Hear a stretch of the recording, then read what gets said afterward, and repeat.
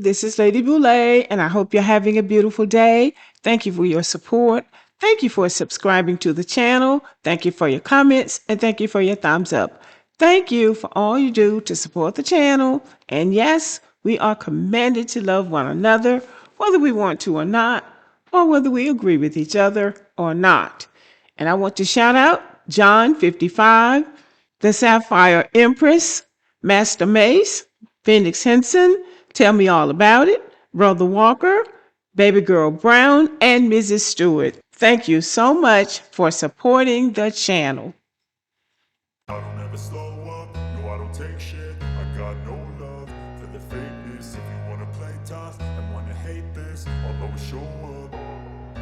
I don't ever slow up, no I don't take shit. I got no love for the fakeness. If you wanna play tough and wanna hate this, I'll always show up and make a statement. I don't ever slow up, no I don't take shit. I got no love for the fakeness. If you wanna play tough and wanna hate this, I'll always show up and make a statement. Everything I do so Well. Foundational Black Americans have delineated from all of the Black people of the world. Back in 2020, nobody was Black and nobody was talking about Black unity. All of these Black immigrants were twerking their asses up to white people to tell them that they were not like us. They were even calling themselves model minorities. They never called Black immigrants model minorities. The model minority brand was for Asians, not Africans. But Africans just came over here and took it over, and they were the model minorities. Well, it's almost like some folks finally realized they were standing on Black American relevance the whole time, and it took delineation and deportation for them to realize it.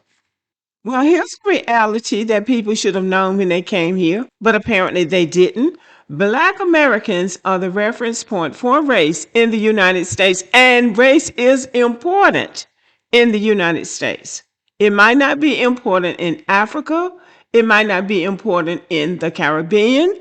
It might not be important in Latin America, but it is important here. Black American history is the foundation of U.S. racial politics. Black American struggle is the blueprint for civil rights, and Black American culture is the engine of American pop culture. So when Black Americans pull back, when we stop being the default support system, the floor on Black immigrants dropped out. People weren't crying because we turned our backs. We didn't turn our backs. We just stopped carrying the load of people who disrespect us. They have no independent relevance in the United States racial structure without Black Americans. You don't have any agency here. That's what that means. That means nobody cares about what you call your rights.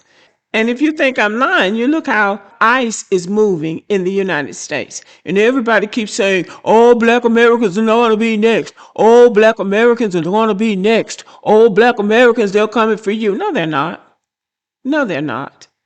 And this whole thing about when the police stops me, he's not going to know me from you, and he's not going to know you from me. You have run that in the ground. We are not afraid of the police not knowing us from you. So you can stop going around telling that, because it doesn't have any weight anymore. But I've got to give it to the Black immigrants. They are possibly the most entitled people on the face of the earth not to really bring anything to the table. Black Americans fought for Black immigrants to come to the United States. For Haitians, for Africans, for Caribbeans, Black people wanted more Black people in the country. And how they came here with this arrogant attitude, with this superior demeanor, is really confusing to me. Because when you look at their homelands and you look where they come from and you look at the amount of scamming that they've done in this country and the amount of frauding that they do, all of the fake diplomas and fake certificates and fake everything. And they have the nerve to think that they're important. Black Americans just had to throw up their hands and say, I'm done. These people beat anything that I have ever seen. They are worse than white people because we actually understand the white people and we know where to deal. Most of us know how to deal around and about with them. But these black immigrants, these people come from nothing, from nowhere, with a superior attitude. And they think they should be given blue ribbon treatment across the board because they showed up illegally. Illegally. So black Americans said, we're done. We are not carrying these people anymore. We do not understand these people. And we're just going to put a boundary around ourselves and them and let them do their thing and we'll do ours. Now, that's what black Americans are saying. And it seems to be non negotiable because I just did a video yesterday about showing compassion, looking beyond their faults and seeing their needs. And in the comment section, it seems to me that black Americans are saying, you can take that somewhere because I'm not giving them an inch. I'm not giving them any opportunity to be disrespectful to me again. Now we're going to see how this works out. They're walking around now in Ohio, or these Haitian TPS people whose TPS has run out, either can take $2,600 and leave the country or walk around with chains on. And some of them are choosing to walk around with chains on. A lot of immigrants genuinely believed that America preferred them, that America valued them more than it does us, and that America would reward them for distancing themselves from us. But when deportation entered the national conversation, when delineation became political vocabulary, it really hit hard. I think a lot of black Americans are offended by these people now telling them, well, we look just like you. Why do you say that? I mean, why is that important? What does that mean? You don't tell us you don't look like us. To us, you do not look like us. Or Africa is your home. Your roots are in Africa, even after telling us now that we weren't African. I think that they thought that we really wanted to be African. And that is another mistake that they made because many black Americans never went for the African American term in the first place. So the first chance that they got to not call themselves African Americans, they took it. Well, I will end this video with something that I think that I have observed with black Americans, and that is that they don't want to be unified with anybody. I am an elder in the black American community, and so I would like to see us get along with somebody.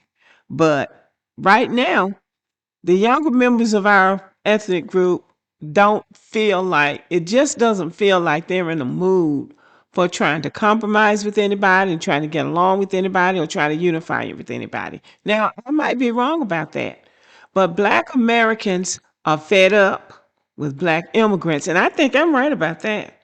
Black Americans are fed up. Black Americans have had enough. Black Americans are not seeking any kind of friendship or unity or anything with you at this point. It might change. It might change sometime in the future, but right now it's better to just leave it alone and let it simmer for a while.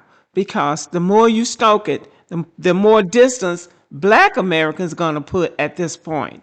Because the disrespect really hit hard. And now that people have decided that we have defined it and we have decided what we're going to do about it, that's what we're going to do. We're going to delineate and we're going to leave you for yourself. And if ICE comes to get you, just remember something. We have ID. So even if ICE mistakes one of us, which they probably won't, but if they do, we still have ways of being identified apart from immigrants, legal or illegal. So don't worry about us. Just worry about yourself. How about that? Okay, y'all. Thank you for listening and have a good day.